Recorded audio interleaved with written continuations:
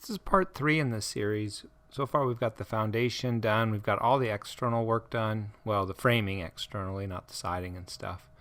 In the past month I've worked on the internal framing and I did put in a few windows. And this is a layout of the house, the external walls. And now what I've done is I've framed up the internal walls. And we have the kitchen and living room is going to be one large area. We're going to have a master bedroom and bath. The bedroom will be on the upper right, and then the bath is more in the middle, and it's tied to the master. And then there'll also be a guest bedroom in the lower right-hand side with a small bathroom attached to it also. This was the plans we drew up before we started construction, and it's changed just a little bit. This doorway down here is now going to go across the hallway here. And this doorway in the bathroom is going to be moved down to this location down here. That way when the doors open it doesn't block this window. This is the plumbing that we're going to add. And you can see in the small bedroom off the guest room there's just going to be a stool and a sink.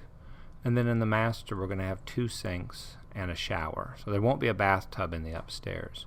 But there will be a small closet, and then we're going to have a barn type door that's going to slide between the stool area and the closet area in the master. And for the electric, I've got 3 circuits in the kitchen area. I'm doing 1 circuit in the main living area, 1 for each bedroom. The guest room is going to share the bath with the bedroom. The master bath is going to have its own. And then I'm going to break the lighting up into 2 different circuits, I think. I still haven't figured out where we're going to put the lights in the kitchen and the living area, so those aren't on there yet. For the kitchen area, this is kind of tentatively how we want the cabinets to be. The fridge will be on one side, the stove on the other, and then we've got the sink looking out a window and a dishwasher. And then we're going to do some sort of floating island. Laura made a cart, and I think we're going to use that for the island.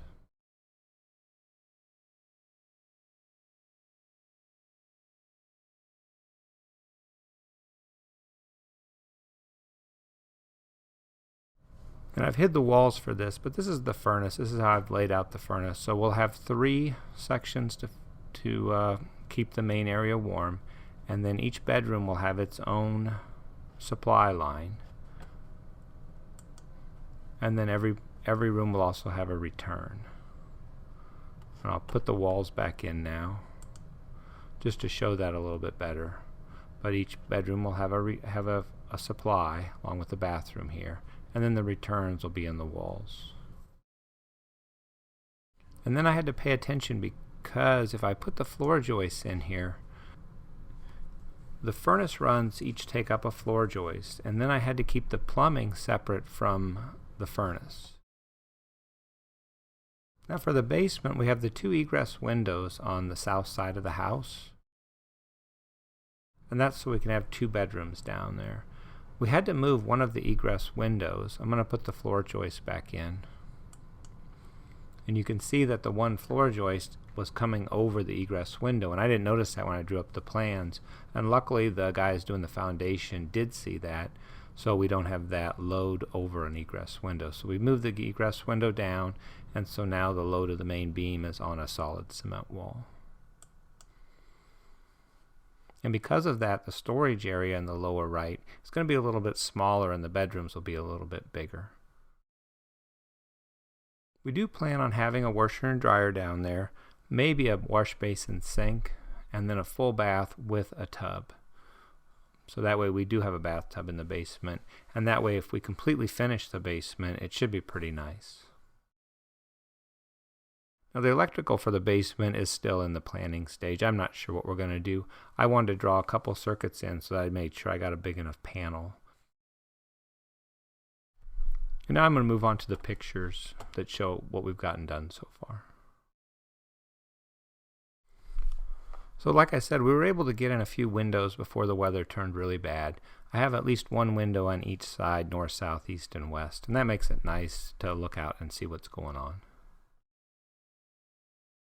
The end roof trusses, I came up with this way of reinforcing them, because I noticed one night when the wind was blowing, I'm pretty well sound if the wind's trying to blow the trusses in, But if there's some sort of vacuum forms and it's trying to push the trusses out, there's really nothing to stop that, well, other than the attachments along the bottom here and along the top. So I came up with this in a video I found on YouTube. This is the way they do it in hurricane areas. I took a board and ran it vertically and attached it to the beam in the roof joist in the end one, or in the roof truss in the end one. And then I took these boards. There's a metal bracket that goes down and is attached to the board vertically, and then it comes across horizontally here and attaches to this board, and then this board is attached to 3 trusses out. And I did that on the top and the bottom, so I've got a real solid connection for the roof trusses, at least the end ones. And we decided to paint the floor joists in the basement before we did too much work down there so we could get to everything. Painting them a white color will really brighten it up and make it feel like we have more space in the basement. And this is us just painting away. I originally tried to do it with a paint sprayer gun, but it was one I'd used on this house and was kind of older, and I noticed that my hand was getting little shocks, and we noticed that something had broken inside the paint sprayer and the paint was going up inside it and running out the push button, and it was causing me to get some small shocks. So we threw that away and we just are painting it by hand, or actually I should say Laura's painting it by hand. And this is what it looks like when it's all done. It's really bright down there and it really makes it feel taller in the basement. And the way we get up and down now, or the way we were getting up and down, is we just had one hole cut and we'd lower ourselves onto a ladder and climb up and down. So we wanted to get a picture of that before we cut open the stairwell. This is the bracing that I put in to hold up the stairwell on each side. And this is a little better view of it. Once I had the bracing in, then I was able to cut open or cut out the I-joist that went over that area. And you can see where I added a little LVL over there on the right side in between the I-joists. I'm doing that on the right and the left side. I'm planning on putting a rail on it, and so that'll just add a little support. And then we're also going to add a closet area that will be above the stairwell, and I'll have access it through that guest bathroom. That'll give us a little more storage.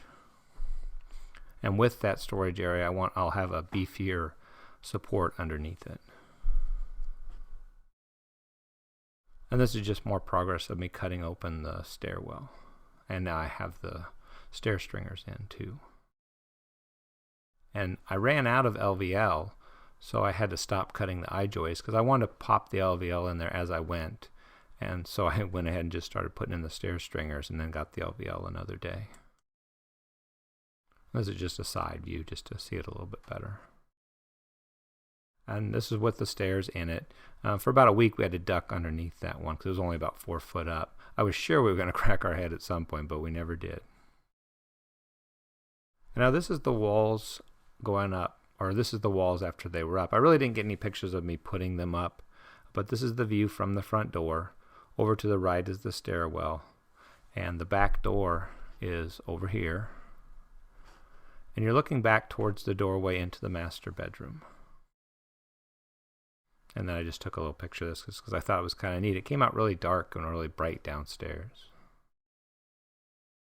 And then this is a view looking towards the kitchen. I just turned the camera to the left. You can still see the back door over there on the right. And this is pretty much where I have all the tools. Having that big open kitchen living room area has really helped with the building process. I've got a big space to put some longer boards in and cut. This is a view in the master bedroom, and it's looking back. Over on the right is the front door. You can barely see it through the crack. And then this is looking into the master bathroom.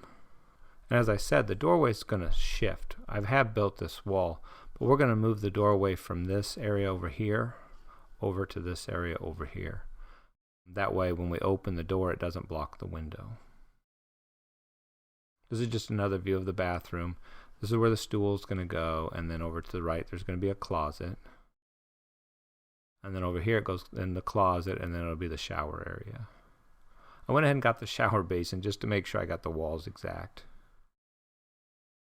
Now this is looking the same direction, only from the guest bedroom, looking back. And it would be looking, if you could see through the walls, it would be looking into the kitchen. The bathroom's over there on the left, and then you can see the shower basin on the right. And this is looking at the guest bathroom. I've got it framed in, and we're going to use a pocket door. And then I took a closer up picture of the pocket door. I kind of did that for my own records too, because if I have to, once it's drywalled in, I might want to go, how did I build that, or what parts did I use? This will be a good way to go back and look. Now this is kind of looking from the guest bathroom, and you can still see the shower basin on the left. And then there's going to be a closet which butts up to the bathroom closet, and then the rest of the wall there. If you know Laura and I, we got to have our snacks or we won't get anything done. And that's about where we are at this point. And I'm hoping over the next 4 weeks or the month of February I can get the electrical and the plumbing all roughed in and ready to be drywalled.